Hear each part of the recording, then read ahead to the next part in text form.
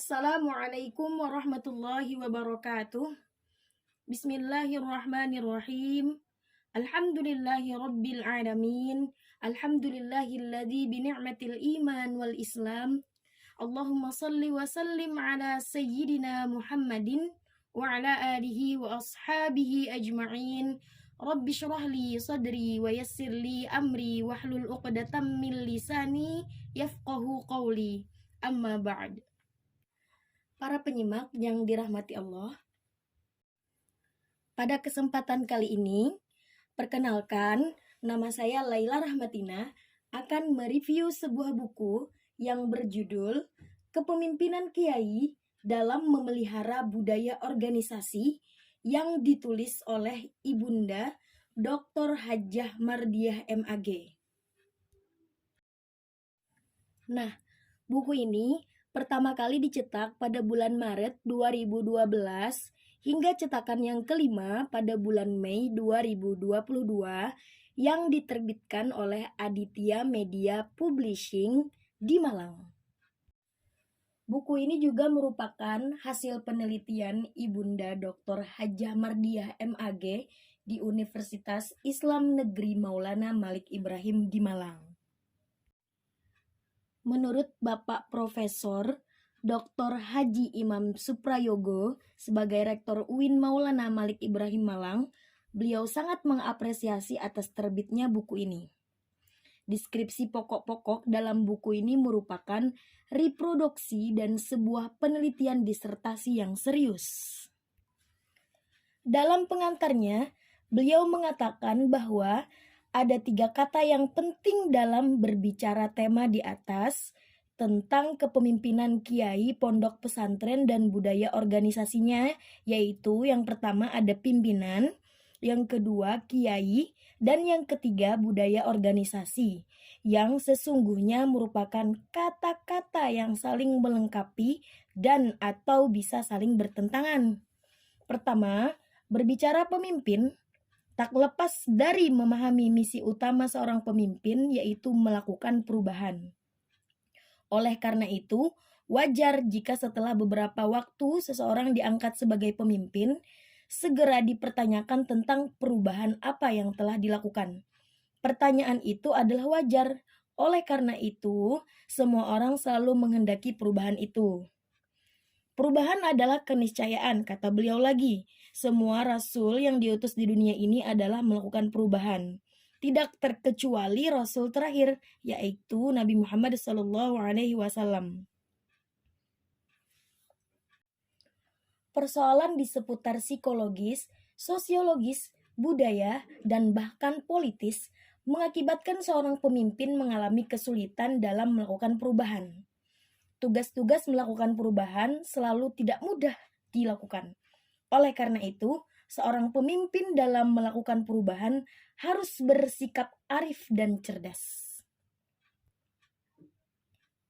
Kedua, berbicara kiai, maka yang tergambar adalah pendidikan pondok pesantren.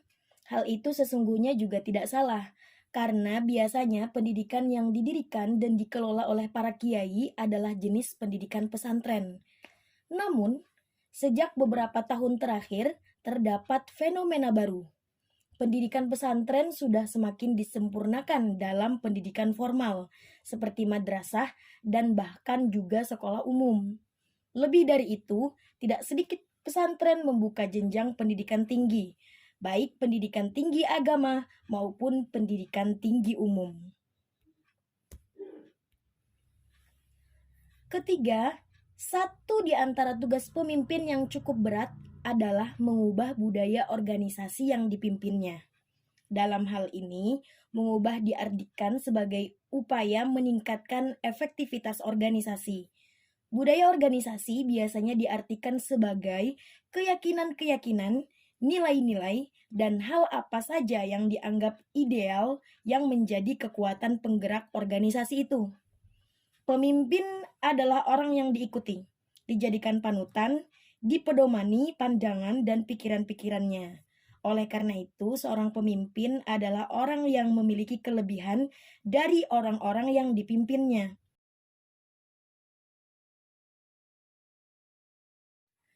Para penyimak yang dirahmati Allah. Nah, yang ketiga, kata beliau yakni satu di antara tugas pemimpin yang cukup berat adalah mengubah budaya organisasi yang dipimpinnya. Dalam hal ini, mengubah diartikan sebagai upaya meningkatkan efektivitas organisasi.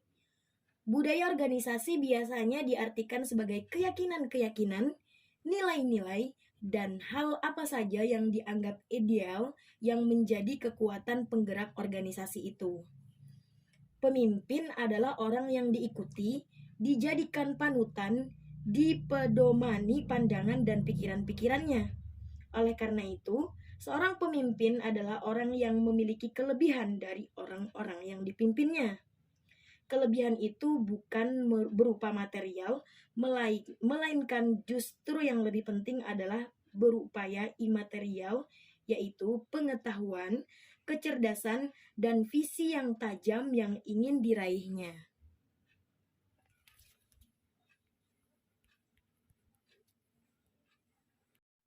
Dalam buku ini, Ibu Mardiah menulis tentang bagaimana kepemimpinan di 3 pondok pesantren yang berbeda, yakni yang pertama di pondok modern, kemudian yang kedua di pondok pesantren tradisional, yang ketiga di semi modern atau paduan antara tradisional dan modern. Nah, yang pertama yakni di Pondok Modern Darussalam Gontor Ponorogo sebagai pondok pesantren by the Science Modern sejak berdirinya. Kemudian ada Pondok Pesantren Lirboyo Kediri sebagai pondok pesantren salaf atau tradisional. Nah, yang ketiga yakni di Pesantren Tebu Ireng sebagai pondok pesantren yang memadukan antara sistem salaf atau tradisional dan sistem modern. Buku ini yang pertama akan berbicara tentang konsep kepemimpinan, bagaimana itu kepemimpinan, kemudian yang kedua tentang model kepemimpinan, yang ketiga tentang kepemimpinan abad ke-21. Nah, bagian yang kedua, buku ini juga berbicara tentang kepemimpinan dalam Islam.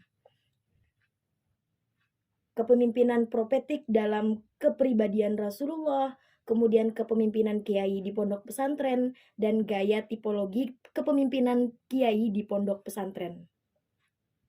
Yang terakhir tentang budaya organisasi.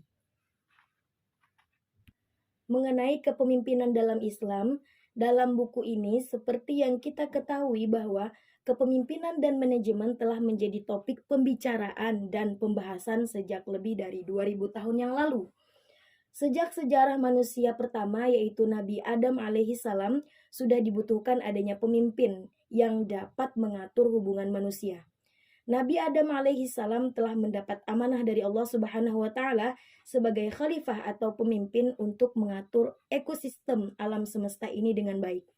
Sebagaimana dalam firman Allah Subhanahu wa taala, A'udzu billahi minasy syaithanir rajim. وَإِذْ قَالَ رَبُّكَ لِلْمَلَائِكَةِ إِنِّي جَاعِلٌ فِي الْأَرْضِ خَلِيفَةً قَالُوا أَتَجْعَلُ فِيهَا مَن يُفْسِدُ فِيهَا وَيَسْفِكُ الدِّمَاءَ وَنَحْنُ نُسَبِّحُ بِحَمْدِكَ وَنُقَدِّسُ لَكَ قَالَ إِنِّي a'lamu ma la ta'lamun. Yang artinya, ingatlah ketika Tuhanmu berfirman kepada malaikat, sesungguhnya aku hendak menjadikan seorang khalifah di muka bumi. Mereka berkata, mengapa engkau hendak menjadikan khalifah di bumi itu orang yang akan membuat kerusakan padanya dan menumpahkan darah? Padahal kami senantiasa bertasbih dengan memuji engkau dan menyucikan engkau.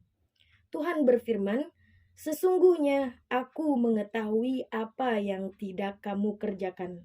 Quran Surah Al-Baqarah ayat 30. Dalam ayat di atas, Allah memakai istilah khalifah yang sangat erat kaitannya dengan kepemimpinan. Dengan demikian, persoalan kepemimpinan telah ada sejak penciptaan manusia masih dalam rencana Allah Subhanahu wa taala. Para penyimak yang dirahmati Allah, intinya Buku ini sangat menarik dan layak dibaca oleh siapa saja, khususnya bagi para praktisi pendidikan, agar dapat menjadi referensi dan menambah wawasan tentang kepemimpinan kiai dalam memelihara budaya organisasi. Hal plus lainnya adalah bahasan yang mendalam tentang pesantren tersebut, mulai dari sejarah berdirinya, nilai-nilai pesantren sebagai dasar perilaku penghuninya, tradisi keilmuan, tradisi pengelolaan lembaga, hingga alur kebijakan pimpinan. Para penyimak yang dirahmati Allah, demikian review buku Kepemimpinan Kiai dalam Memelihara Budaya Organisasi. Semoga bermanfaat dan dapat kita praktekkan dalam dunia pendidikan. Terima kasih atas perhatiannya. Salah khilaf mohon maaf. Saya akhiri. Wassalamualaikum warahmatullahi wabarakatuh.